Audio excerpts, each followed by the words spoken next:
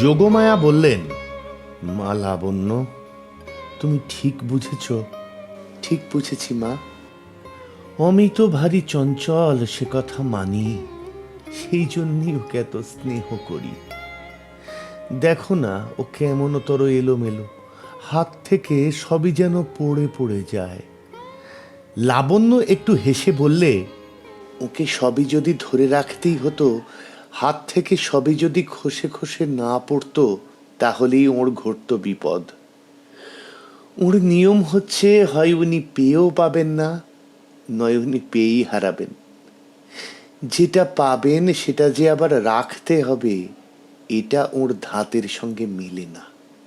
সত্যি করে বলি বাছা, ওর ছেলে মানুষই আমার ভারী ভালো লাগে।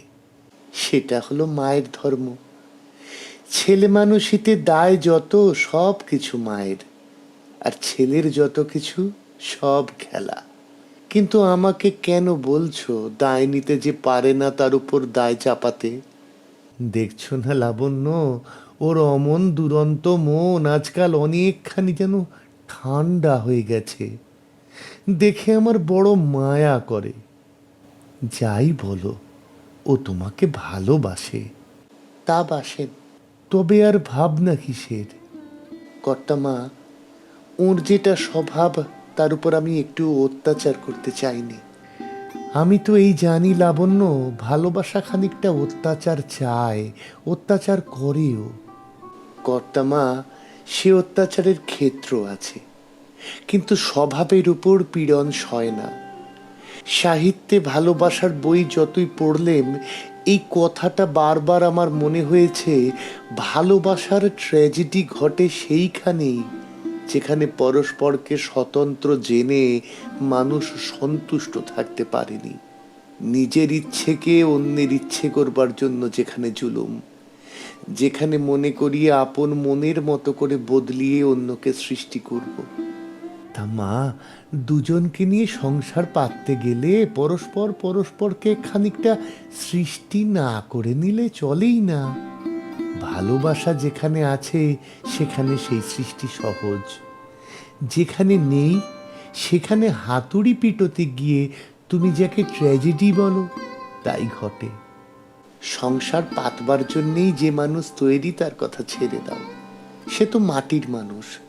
সংসারের প্রতিদিনের চাপেই তার গড়ন পিটন আপনিই ঘটতে থাকে। কিন্তু যে মানুষ মাটির মানুষ একেবারেই নয়, সে তার আপনার স্বাতন্ত্র্য কিছুতেই ছাড়তে পারে না। যে মেয়ে তা বোঝে না, সে যতই দাবি করে ততই হয় বঞ্চিত। যে পুরুষ তা না বোঝে, সে যতই টানা হেঁচড়া করে ততই আসল মানুষটাকেই হারায়। আমার বিশ্বাস, অধিকাংশ স্থলেই আমরা যাকে পাওয়া বলি, সে আর কিছু নয়, হাত করা হাতকে যেরকম পায় সেই আর কি। তুমি কি করতে চাও লাবণ্য? বিয়ে করে দুঃখ দিতে চাইনি। বিয়ে সকলের জন্য নয়। জানো কর্তামা, খুঁতখুঁতে মন যাদের, তারা মানুষকে খানিক খানিক বাদ দিয়ে দিয়ে বেছে বেছে নেয়। কিন্তু বিয়ের ফাঁদে জড়িয়ে পড়ে স্ত্রী পুরুষ যে বড় বেশি কাছাকাছি এসে পড়ে, মাঝে ফাঁক থাকে না। তখন একেবারে গোটা মানুষকে নিয়েই কারবার করতে হয় নিতান্ত নিকটে থেকে। কোনো একটা অংশ ঢাকা রাখবার জো থাকে না। লাবণ্য, তুমি নিজেকে জানো না। তোমাকে নিতে গেলে কিছুই বাদ দিয়ে নেবার দরকার হবে না। কিন্তু কিন্তু উনি তো আমাকে চান না। যে আমি সাধারণ মানুষ, ঘরের মেয়ে, তাকে উনি দেখতে পেয়েছেন বলে মনেই করিনি। আমি যেই ওর মনকে স্পর্শ করেছি, অমনি ওর মন অবিরাম ও অজস্র কথা কয়ে উঠেছে।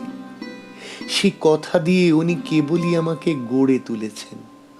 ওর মন যদি ক্লান্ত হয়, কথা যদি ফুরোয়, তবেই সেই নিঃশব্দের ভিতরে ধরা পড়বে এই নিতান্ত সাধারণ মেয়ে, যে মেয়ে ওর নিজের সৃষ্টি নয়। বিয়ে করলে মানুষকে মেনে নিতে হয়, তখন আর গড়ে নেবার ফাঁক পাওয়া যায় না। তোমার মনে হয় অমিত তোমার মতো মেয়েকেও সম্পূর্ণ মেনে নিতে পারবে না?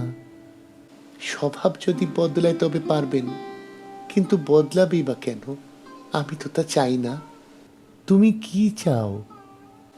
যতদিন পারি না হয় ওর কথার সঙ্গে, ওর মনের খেলার সঙ্গে মিশিয়ে স্বপ্ন হয়েই থাকবো।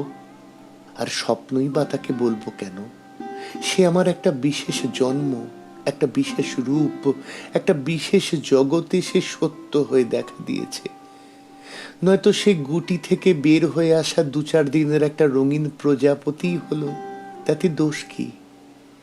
জগতে প্রজাপতি আর কিছুর চেয়ে যে কম সত্য তা তো নয়।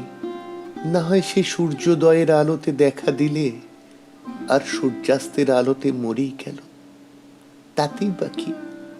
কেবল এইটুকু দেখা চাই যে সেটুকু সময় যেন ব্যর্থ হয়ে না যায়। সে যেন বুঝলুম তুমি অমিতর কাছে না হয় ক্ষণকালের মায়ারূপেই থাকবে, আর নিজে তুমিও কি বিয়ে করতে চাও না? তোমার কাছে অমিতও কি মায়া? লাবণ্য চুপ করে বসে রইল, কোনো জবাব করলে না। যোগমায়া বললেন, তুমি যখন তর্ক করো তখন বুঝতে পারি তুমি অনেক বই পড়া মেয়ে। তোমার মতো করে ভাবতেও পারিনে, কথা কইতেও পারিনে। শুধু তাই নয়, হয়তো কাজের বেলাতেও এত শক্ত হতে পারিনি। কিন্তু তর্কের ফাঁকের মধ্য দিয়েও যে তোমাকে দেখেছি মা। সেদিন রাত তখন 12টা হবে, দেখলাম তোমার ঘরে আলো জ্বলছে। ঘরে গিয়ে দেখি তোমার টেবিলের উপর নুয়ে পড়া 2 হাতের মধ্যে মুখ রেখে তুমি কাঁদছ। এ তো ফিলোজফি পড়া মেয়ে নয়। একবার ভাবলুম সান্ত্বনা দিয়ে আসি। তারপরে ভাবলুম সব মেয়েকেই কাঁদবার দিনে কেঁদে নিতে হবে, চাপা দিতে যাওয়া কিছু নয়। এ কথা খুবই জানি তুমি সৃষ্টি করতে চাও না, ভালোবাসতে চাও। মন প্রাণ দিয়ে সেবা না করতে পারলে তুমি বাঁচবে কি করে? তাই তো বলি, ওকে কাছে না পেলে তোমার চলবে না। বিয়ে করব না বলে হঠাৎ পণ করে বসো না। একবার তোমার মনে একটা জিদ চাপলে আর তোমাকে সোজা করা যায় না, তাই তাই ভয় করি। লাবণ্য কিছু বললে না, নত মুখে কোলের ওপর শাড়ির আঁচলটা চেপে চেপে অনাবশ্যক ভাঁজ করতে লাগলো। যোগমায়া বললেন, তোমাকে দেখে আমার অনেকবার মনে হয়েছে, অনেক পড়ে অনেক ভেবে তোমাদের মন বেশি সূক্ষ্ম হয়ে গেছে। তোমরা ভিতরে ভিতরে যেসব ভাব গড়ে তুলছ, আমাদের সংসারটা তার উপযুক্ত নয়। আমাদের সময়ে মনের যেসব আলো অদৃশ্য ছিল, তোমরা আজ যেন সেগুলোকে ছাড়ান দিতে চাও না। তারা দেহের মোটা আবরণটাকে ভেদ করে দেহটাকে যেন অগোচর করে দিচ্ছে। আমাদের আমলে মনের মোটা মোটা ভাবগুলো নিয়ে সংসারে সুখ দুঃখ যথেষ্ট ছিল, সমস্যা কিছু কম ছিল না। আজ তোমরা এতই বাড়িয়ে তুলছ, কিছুই আর সহজ রাখলে না। লাবণ্য একটুখানি হাসলে। এই সেদিন অমিত অদৃশ্য আলোর কথা যোগমায়াকে বোঝাচ্ছিল, তার থেকে এই যুক্তি তাঁর মাথায় এসেছে। এও তো সূক্ষ্ম। যোগমায়ার মা ঠাকুরন একথা এমন করে বুঝতেন না। বললে, কর্তামা, কালের গতিকে মানুষের মন যতই স্পষ্ট করে সব কথা বুঝতে পারবে, ততই শক্ত করে তার ধাক্কাও সইতে পারবে। অন্ধকারের ভয়, অন্ধকারের দুঃখ অসহ্য, কেননা সেটা অস্পষ্ট। যোগমায়া বললেন, আজ আমার বোধ হচ্ছে কোনো কালে তোমাদের দুজনের দেখা না হলেই ভালো হতো। না না, তা বলো না। যা হয়েছে এছাড়া আর কিছু যে হতে পারত, এ কথা আমি মনেও করতে পারিনি। এক সময় আমার দৃঢ় বিশ্বাস ছিল যে আমি নিতান্তই শুকনো, কেবল বই পড়বো আর পাশ করব, এমনি করেই আমার জীবন কাটবে। আজ হঠাৎ দেখলুম আমিও ভালোবাসতে পারি। আমার জীবনে এমন অসম্ভব যে সম্ভব হলো, এই আমার ঢের হয়েছে। মনে হয় এতদিন ছায়া ছিলুম, এখন সত্য হয়েছে। এর চেয়ে আর কি চাই? আমাকে বিয়ে করতে বলো না কর্তমা। বলে চৌকি থেকে মেঝেতে নেমে যোগমায়ার কোলে মাথা রেখে কাঁদতে লাগলো।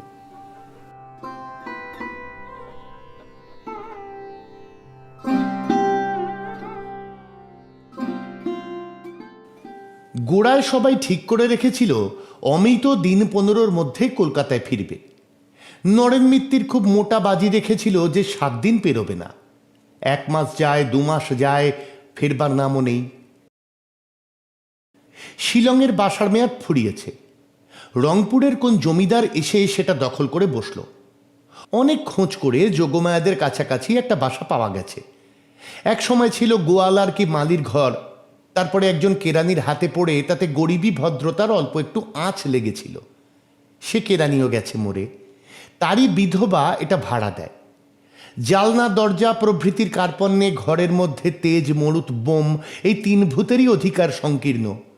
কেবল বৃষ্টির দিনে অবতীর্ণ হয় আশাতীত প্রাচুর্যের সঙ্গে অখ্যাত ছিদ্রপথ দিয়ে। ঘরের অবস্থা দেখে যোগমায়া একদিন চমকে উঠলেন। বললেন, বাবা, নিজেকে নিয়ে কি পরীক্ষা চলেছে? অমিত উত্তর করলে, উমার ছিল নিরাহারের তপস্যা, শেষকালে পাতা খাওয়া পর্যন্ত ছেড়েছিলেন। আমার হলো নিরাশবাবের তপস্যা। খাট পালং টেবিল কেদারা ছাড়তে ছাড়তে প্রায় এসে ঠেকেছে শূন্য দেওয়ালে। সেটা ঘটেছিল হিমালয় পর্বতে, এটা ঘটল শিলং পাহাড়ে। সেটাতে কন্যা চেয়েছিল বর, এটাতে বর চাচ্ছেন কন্যা। সেখানে নারদ ছিল ঘটক, এখানে স্বয়ং আছেন মাসিমা। এখন শেষ পর্যন্ত যদি কোনো কারণে কালিদাস এসে না পৌঁছতে পারেন, অগত্যা আমাকেই তার কাজটাও যথাসম্ভব সারতে হবে। অমিত হাসতে হাসতে কথাগুলো বলে, কিন্তু যোগমায়াকে ব্যথা দেয়। তিনি প্রায় বলতে গিয়েছিলেন আমাদের বাড়িতেই এসে থাকো, থেমে গেলেন। ভাবলেন বিধাতা একটা কাণ্ড ঘটিয়ে তুলছেন, তার মধ্যে আমাদের হাত পড়লে অসাধ্য জট পাকিয়ে উঠতে পারে। নিজের বাসা থেকে অল্প কিছু জিনিসপত্র পাঠিয়ে দিলেন, আর সেই সঙ্গে এই লক্ষ্মী ছাড়াটার পরে তার করুণা দ্বিগুণ বেড়ে গেল। লাবণ্যকে বারবার বললেন, মা লাবণ্য, মনটাকে পাষাণ করো না। একদিন বিষম এক বর্ষণের অন্তে অমিত কেমন আছে খবর নিতে গিয়ে যোগমায়া দেখলেন নড়বড়ে একটা 4 পেয়ে টেবিলের নিচে কম্বল পেতে অমিত একলা বসে একখানা ইংরেজি বই পড়ছে। ঘরের মধ্যে যেখানে সেখানে বৃষ্টিবিন্দুর অসঙ্গত আবির্ভাব দেখে টেবিল দিয়ে একটা গুহা বানিয়ে তার নিচে অমিত পা ছড়িয়ে বসে গেল। প্রথমে নিজে নিজেই হেসে নিলে এক চোট, তারপরে চলল কাব্য আলোচনা। মনটা ছুটেছিল যোগমায়ার বাড়ির দিকে, কিন্তু শরীরটা দিলে বাধা। কারণ যেখানে কোনো প্রয়োজন হয় না, সেই কলকাতায় অমিত কিনেছিল এক অনেক দামের বর্ষাতে। যেখানে সর্বদাই প্রয়োজন, সেখানে আসবার সময় সেটা আনবার কথা মনে হয়নি।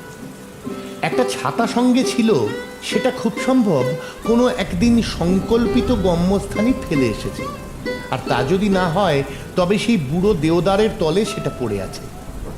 যোগমায়া ঘরে ঢুকে বললেন, এ কি কাণ্ড অমিত? অমিত তাড়াতাড়ি টেবিলের নিচ থেকে বেরিয়ে এসে বললে, আমার ঘরটা আজ অসম্বন্ধ প্রলাপে মেতেছে, দশা আমার চেয়ে ভালো নয়। অসম্বন্ধ প্রলাপ? অর্থাৎ বাড়ির চালটা প্রায় ভারতবর্ষ বললেই হয়। অংশগুলোর মধ্যে সম্বন্ধটা আলগা, সেই জন্য উপর থেকে উৎপাত ঘটলেই চারিদিকে এলোমেলো অশ্রুবর্ষণ হতে থাকে। আর বাইরের দিক থেকে যদি ঝড়ের দাপট লাগে, তবে শোঁ শোঁ করে উঠতে থাকে দীর্ঘশ্বাস। আমি তো প্রোটেস্ট স্বরূপ মাথার উপরে এক মঞ্চ খাড়া করেছি। ঘরের মিসগভর্নমেন্টের মাঝখানেই নিরুপদ্রব হোম রুলের দৃষ্টান্ত। পলিটিক্সের একটা মূল নীতি এখানে প্রত্যক্ষ। মূল নীতিটা কি শুনি? সেটা হলো এই যে ঘরওয়ালা ঘরে বাস করে না, সে যত বড় ক্ষমতাশালী হোক, তার শাসনের চেয়ে যে দরিদ্র বাসারে ঘরে থাকে তার যেমন তেমন ব্যবস্থাও ভালো। আজ লাবণ্যের পরে যোগমায়ার খুব রাগ হল। অমিতকে তিনি যতই গভীর করে স্নেহ করছেন ততই মনে মনে তার মূর্তিটা খুব উঁচু করেই গড়ে তুলছেন।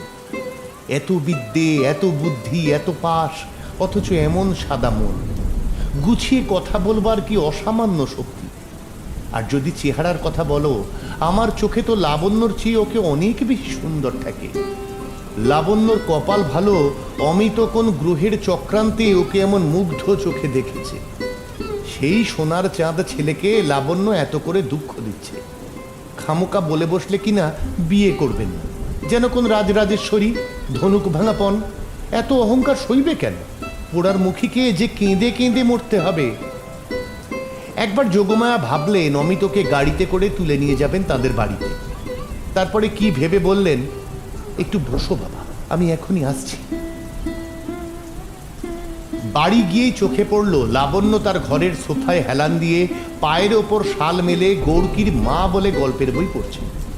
ওর এই আরামটা দেখে ওর মনে রাগ যেন আরো বেড়ে উঠল। বললেন, চলো একটু বেরিয়ে আসবে। সে বললে, কর্তামা, আজ বেরোতে ইচ্ছে করছে না। যোগমায়া ঠিক বুঝলেন না যে লাবণ্য নিজের কাছ থেকে ছুটি নিয়ে এই গল্পের মধ্যে আশ্রয় নিয়েছে। সমস্ত দুপুরবেলা খাওয়ার পর থেকেই যার মনের মধ্যে একটা অস্থির অপেক্ষা ছিল, কখন আসবে অমিত। কেবলই মন বলছে, এলো বুঝি। বাইরে দমকা হাওয়ার দৌড়াতে পাইন গাছগুলো থেকে থেকে ছটফট করে, আর দুর্দান্ত বৃষ্টিতে সদ্যজাত ঝর্ণাগুলো এমনই ব্যতিব্যস্ত যেন তাদের মেয়াদের সময়টার সঙ্গে ঊর্ধ্বশ্বাসে তাদের পাল্লা চলেছে। লাবণ্যের মধ্যে একটা ইচ্ছে আজ অশান্ত হয়ে উঠল। যাক সব বাধা ভেঙে, সব দ্বিধা উড়ে অমিতর দুই হাত আজ চেপে ধরে বলে উঠি, জন্মে জন্মান্তরে আমি তোমার। আজ বলা সহজ, আজ সমস্ত আকাশ যে মরিয়া হয়ে উঠল, হু হু করে কি যে হেঁকে উঠছে তার ঠিক নেই। তারই ভাষায় আজ যেন বন বনান্তর ভাষা পেয়েছে। বৃষ্টি ধারায় আবিষ্ট গিরিশৃঙ্গগুলি আকাশে কান পেতে দাঁড়িয়ে রইল। অমনি করেই কেউ শুনতে আসুক লাবণ্যর কথা, অমনি মস্ত করে স্তব্ধ হয়ে অমনি উদার মনোযোগে। কিন্তু প্রহরের পর প্রহর যায়, কেউ আসে না। ঠিক মনের কথাটি বলার লগ্ন যে উত্তীর্ণ হয়ে গেল।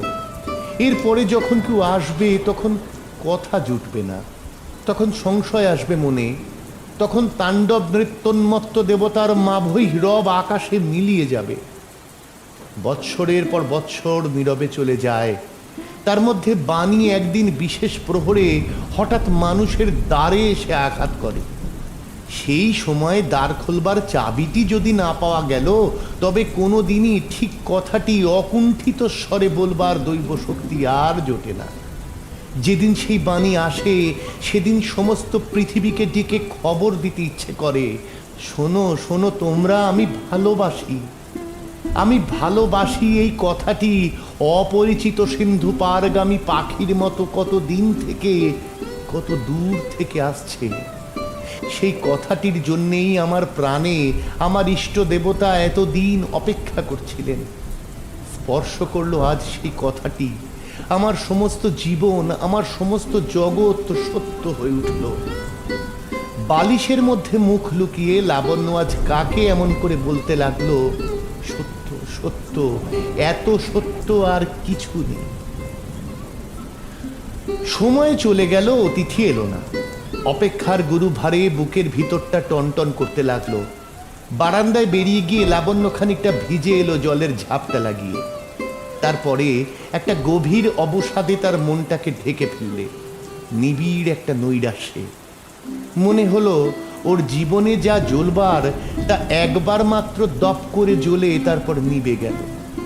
সামনে কিছুই নেই। অমিতকে নিজের ভিতরকার সত্যের দোহাই দিয়ে সম্পূর্ণ করে স্বীকার করে নিতে ওর সাহস চলে গেল। এই কিছু আগেই ওর প্রবল যে একটা ভরসা জেগেছিল, সেটা ক্লান্ত হয়ে পড়েছে। অনেকক্ষণ চুপ করে পড়ে থেকে অবশেষে টেবিল থেকে বইটা টেনে নিলে। কিছু সময় গেল মন দিতে। তারপরে গল্পের ধারার মধ্যে প্রবেশ করে কখন নিজেকে ভুলে গেল তা জানতে পারে। এমন সময় যোগমায়া ডাকলেন বেড়াতে যেতে। ওর উৎসাহ হলো না। যোগমায়া একটা চৌকি টেনে লাবণ্যের সামনে বসলেন। দীপ্ত চোখ তার মুখে রেখে বললেন, সত্যি করে বলো দেখি লাবণ্য, তুমি অমিতকে ভালোবাসো? লাবণ্য তাড়াতাড়ি উঠে বসে বললে, এমন কথা কেন জিজ্ঞাসা করছো কর্তামা? যদি না ভালোবাসো ওকে স্পষ্ট করে বলো না কেন? নিষ্ঠুর তুমি। ওকে যদি না চাও তবে ওকে ধরে রেখো না। লাবণ্যর বুকের ভিতরটা ফুলে ফুলে উঠল, মুখ দিয়ে কথা বেরোলো না। এইমাত্র যে দশা ওর দেখে এলুম, বুক ফেটে যায়। এমন ভিক্ষুকের মতো কার জন্য এখানেও পড়ে আছে? ওর মতো ছেলে যাকে চায় সে কত বড় ভাগ্যবতী তা কি একটুও বুঝতে পারো না? চেষ্টা করে রুদ্ধ কণ্ঠের বাধা কাটিয়ে লাবণ্য বলে উঠল, আমার ভালোবাসার কথা জিজ্ঞাসা করছো কর্তামা? আমি তো ভেবে পাইনি আমার চেয়ে ভালোবাসতে পারে পৃথিবীতে এমন কেউ আছে। ভালোবাসায় আমি যে মরতে পারি। এতদিন যা ছিলুম সব যে আমার লুপ্ত হয়ে গেছে। এখন থেকে আমার এক আরম্ভ, এই আরম্ভের শেষ নেই। আমার মধ্যে এই যে কত আশ্চর্য, সে আমি কাউকে কেমন করে জানাবো? আর কেউ কি এমন করে জেনেছে? যোগমায়া অবাক হয়ে গেলেন। চিরদিন দেখে এসেছেন লাবণ্যের মধ্যে গভীর শান্তি। এত বড় দুঃসহ আবেগ কোথায় এতদিন লুকিয়েছিল? তাকে আস্তে আস্তে বললেন, মা লাবণ্য, নিজেকে চাপা দিয়ে রেখো না। অমিত অন্ধকারে তোমাকে খুঁজে খুঁজে বেড়াচ্ছে। সম্পূর্ণ করে তার কাছে তুমি আপনাকে জানাও, একটুও ভয় করো না। যে আলো তোমার মধ্যে জ্বলেছে সে আলো যদি তার কাছেও প্রকাশ পেত তাহলে আর কোনো অভাব থাকত না। চলো মা, এখনই চলো আমার সঙ্গে। দুজনে গেলেন অমিতর বাসায়।